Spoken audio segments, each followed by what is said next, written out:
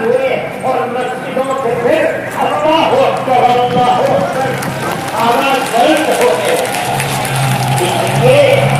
اس لیے انہوں نے یہ سمجھا تھا کہ زبردستی اسلام کو تباہ کر کے ختم کر کے مسجدوں کو توڑ کر ملک ختم ہو جائے گا, اسلام ختم ہو جائے گا, ایسا نہیں ہے.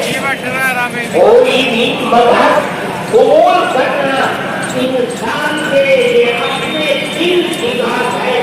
دل اگر قبول کرتا ہے انسان مذہب کا پابند ہو جاتا ہے. اگر دل قبول نہیں کرتا تو اسلام کا پابند نہیں. ہم ملک کے اندر ہندو مسلم کے ساتھ بھائی بھائی کی طرح رہتے ہیں. ہم نے ملک کی آزادی کے بعد بدقسمتی سے ملک کی کے بعد ہم نے اس ملک کے اندر کو دیکھا. جہاں تک کہ اختلاف ہوتے ہوتے حکومتیں بدلتے حکومت بی جے پی کی آئی. ہم نے کبھی یہ آواز نہیں سنی تھی. ہم نے یہ بھی سنا کہ ان 30 کروڑ مسلمانوں کو گھر واپس کرے. یہ آواز اس سے پہلے کبھی نہیں آئی. ذہنیت اتنی آزاد ہو گئی کہ وہ یہ سمجھتی ہے کہ ہم 30 کروڑ مسلمانوں کو پھر دوبارہ واپس کر کے اپنے گھر کی طرف لے جائیں گے. یعنی اس کا مطلب ہے کہ ہم ان کو ہندو بنائیں گے, اس لیے کہ ہندو ان کا گھر ہے, ان کے باپ دادا ہندو ہے.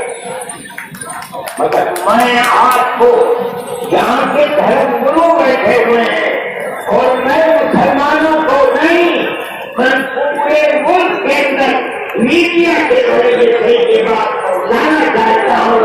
کیا ایسا کہنے والے لوگ نہ اپنے ملک کی تاریخ کو جانتے ہیں, وہ جاہل ہے, نہ وہ اپنے مذہب کی تاریخ کو جانتے ہیں. میں جو بات کہہ رہا ہوں وہ کہہ رہا ہوں اور صحیح کہہ رہا ہوں. میں نے اس مسئلے پر غور کیا ہے. میں کہتا ہوں مسلمانوں کو یہ بات سمجھنی چاہیے اور یہ دھرم گرو بیٹھے ہیں ان کو بھی یہ بات سمجھنی چاہیے. جس طرح اللہ نے